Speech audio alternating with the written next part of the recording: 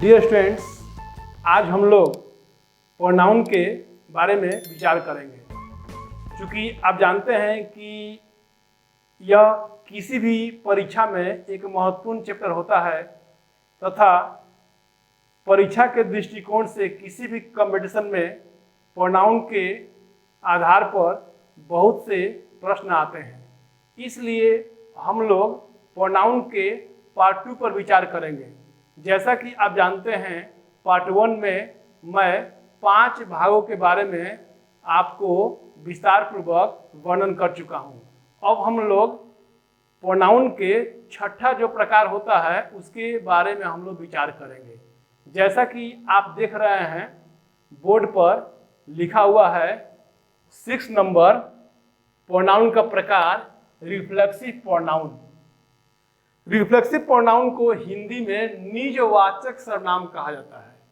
अब प्रश्न उठता है कि निजवाचक सर्वनाम क्यों कहा जाता है? तो आप याद रखेंगे, जब किसी प्रोनाउन के सिंगुलर में सेल्फ SELF सेल्फ तथा प्लूरल में सेल्फ्स जुड़ दिया जाता है तो रिफ्लेक्सिव प्रोनाउन का निर्माण होता है। अर्थात कहने का मतलब हुआ, जैसे माई है तो माई सेल्फ हो गया, आवर सेल्फ है तो आवर सेल्फ हो गया, योर सेल्फ है यानी एक वचन में है तो सेल्फ जुड़े हैं, इसको बहुवचन में प्रयोग करेंगे तो योर सेल्फ हो गया। उसी तरह हिम सेल्फ हो गया, उसी तरह her self, it self, them self. तो अब प्रश्न उठता है कि रिफ्लेक्सिव प्रोनाउन का प्रयोग हम लोग कहाँ करते हैं?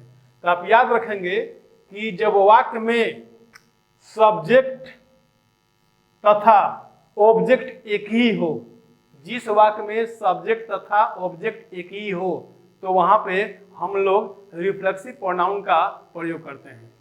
अर्थात कहने का मतलब हुआ कि जब कर्ता के काम करने का फल स्वयं कर्ता पर पड़ता है, स्वयं सब्जेक्ट पर पड़ता है, तो उस तरह के वाक्य को हम लोग रिफ्लेक्सिव प्रोनाउन के द्वारा प्रयोग में लाते हैं। जैसा कि आप देख सकते हैं, बोर्ड पर लिखा है ही हर्ट हिमसेल्फ, उसने स्वयं को नुकसान पहुंचा लिया। अर्थात कहने का मतलब इसमें ही सब्जेक्ट है, यह काम कर रहा है तो सब्जेक्ट हुआ, इसके काम करने का फल स्वयं इसी के ऊपर पड़ रहा है, यानी वह स्वयं को, वह खुद को नुकसान पहुंचा लिया। यानी यहाँ पे स्वयं या खुद होता है जब सेल्फ का प्रयोग करते हैं या सेल्फ्स का। उसी तरह सेकंड वाक्य को आप देख सकते हैं, दे रूइंड देमसेल्व्स, उन लोगों ने स्वयं को बर्बाद कर लिया। यहाँ भी आप देख सकते हैं कि इस वाक्य में दे क्या है, सब्जेक्ट है, और इसके काम करने का फल यानी स्वयं दे पर पड़ रहा है, इसलिए यहाँ पर जो देमसेल्व्स है वह आपका क्या है, रिफ्लेक्सिव प्रोनाउन है। यानी उन लोगों ने स्वयं को बर्बाद कर दिया, यानी इस वाक्य में सब्जेक्ट दे है और इसमें ऑब्जेक्ट भी क्या है, यानी दे है। तो इस तरह के वाक्य में रिफ्लेक्सिव प्रोनाउन का प्रयोग किया जाता है।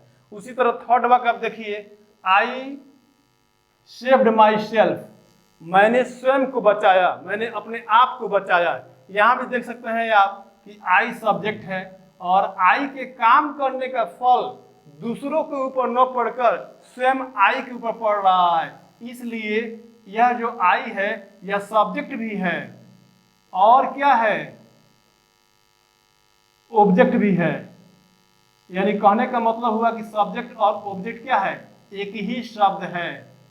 इसलिए हम लोग इस तरह का कोई भी रहेगा वाक्य, उसमें हम लोग क्या है, रिफ्लेक्सिव प्रोनाउन का प्रयोग करते हैं। तो मुझे लगता है कि इसमें आपको कोई दिक्कत नहीं होना चाहिए। अब देखिए, हम लोग थर्ड पर विचार करेंगे। थर्ड है emphatic pronoun.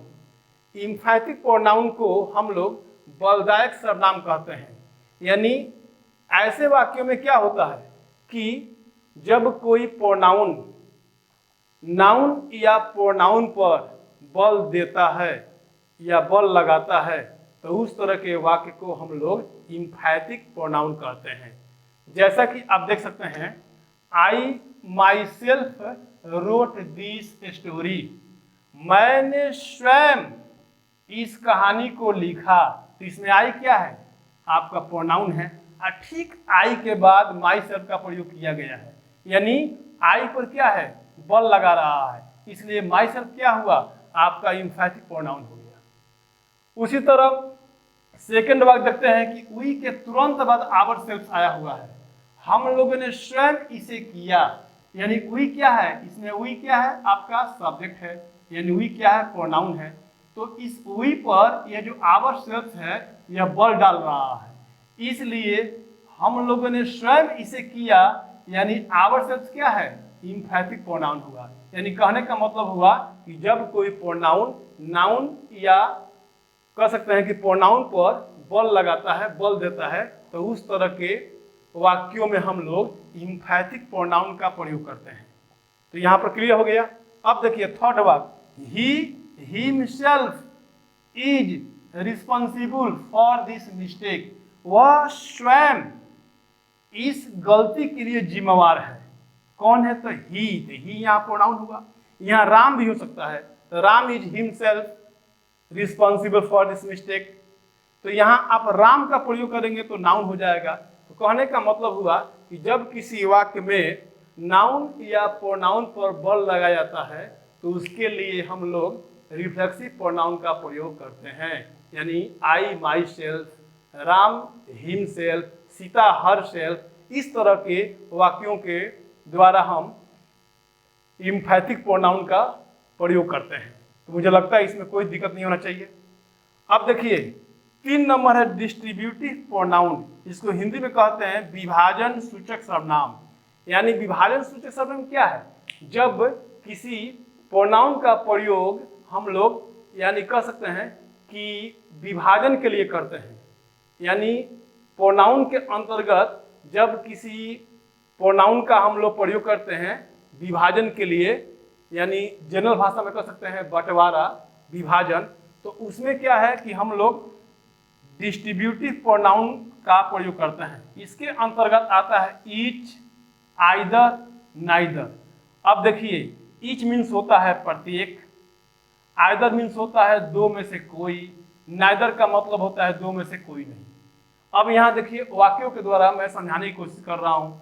Each of the pens writes well, यानी इसका अर्थ क्या हुआ, प्रत्येक कलम अच्छा चलता है। तो यहाँ प्रत्येक कलम यानी कलमों में से प्रत्येक अच्छा लिखता है। तो यहाँ पर आप देख सकते हैं कि ईच ऑफ द पेन्स, यानी यहाँ पर कह सकते हैं कि ईच का प्रयोग प्रोनाउन के रूप में किया गया है, यानी बहुत से वस्तुओं के अंदर क्या है, हम एक विभाजन देख रहे हैं। उसी प्रकार आप सेकंड देखिए वाक्य, either of the boys is guilty, दोनों लड़कों में से, आइदर का मतलब क्या होता है, दो में से कोई, पॉजिटिव सेंटेंस में प्रयोग करते हैं। और नाइदर का मतलब होता है दो में से कोई नहीं, उसका नेगेटिव सेंटेंस में इस्तेमाल करते हैं। तो either of the boys is guilty, दोनों लड़कों में से कोई भी दोषी है, इसका अर्थ हुआ दोनों लड़कों में से कोई भी दोषी है। यहाँ आप देख सकते हैं कि आइदर क्या है, डिस्ट्रीब्यूटिव प्रोनाउन होगा। उसी तरह आप देखिए neither of the boys is guilty, यानी दोनों लड़कों में से कोई दोषी नहीं है। तो यहाँ आप देखते हैं कि निगेटिव में हम नाइदर का प्रयोग किए हैं। तो नाइदर किस प्रकार का प्रोनाउन है, तो आप कह सकते हैं कि यह डिस्ट्रीब्यूटिव प्रोनाउन है। किस तरह का प्रोनाउन है, डिस्ट्रीब्यूटिव प्रोनाउन है। तो आप स्पष्ट रूप से दिमाग में रखेंगे ईच, आइदर, नाइदर, तीनों जो वर्ड है ये प्रोनाउन है और इनको हम लोग डिस्ट्रीब्यूटिव प्रोनाउन कहते हैं। तो स्पष्ट हो गया, कोई दिक्कत नहीं। अब चलिए हम लोग इंडिफिनिट प्रोनाउन पर विचार करेंगे। जैसा कि नाम से ही स्पष्ट है, इंडिफिनिट का अर्थ होता है अनिश्चित सूचक सर्वनाम, यानी वे सर्वनाम जो किसी निश्चित नाउन का बोध नहीं कराते हैं, तो उन्हें हम इंडिफिनिट प्रोनाउंस कहते हैं। जैसा मैं कुछ प्रोनाउंस को लिखा हूं बोर्ड पर, आप ध्यान देंगे। ऑल होता है, ऑल मीन्स सभी, सम मीन्स कुछ, फ्यू मीन्स नहीं के बराबर, ए फ्यू मीन्स कुछ, एनी मीन्स कोई, मेनी मीन्स बहुत, नो वन मीन्स कोई नहीं, एनीबॉडी माने कोई। तो यहाँ आप देख सकते हैं कि जितने भी प्रोनाउन लिखा हुआ है ये सारे क्या है, इंडिफिनिट प्रोनाउंस है। कौन से प्रोनाउंस है, इंडिफिनिट प्रोनाउंस, यानी अनिश्चित सूचक सर्वनाम है। अब देखिए कुछ उदाहरण द्वारा मैं इसको समझाने की कोशिश किया हूं। जैसे आप यहाँ देख सकते हैं सम, आर, बॉर्न, ग्रेट। यहाँ आप देख सकते हैं कि कुछ महान पैदा होते हैं, यानी इसमें लोग छिपा हुआ है, कुछ महान पैदा होते हैं। तो यहाँ सम क्या है? इंडिफिनिट प्रोनाउन है, अर्थात इसे किसी निश्चित व्यक्ति वस्तु का बोध नहीं हो रहा है। उसी तरह देखिए सम बिकम ग्रेट, कुछ महान बनते हैं। फर्स्ट और सेकंड वाक्य में आप डिफर कर सकते हैं, कुछ महान पैदा होते हैं, और सेकंड कह रहा है कि सम बिकम ग्रेट, कुछ महान बनते हैं। इसका मतलब यहाँ भी अनिश्चित सूचक यानी कह सकते हैं कि इंडिफिनिट प्रोनाउन है सम, क्योंकि इसे निश्चित नाउन का बोध नहीं हो रहा है।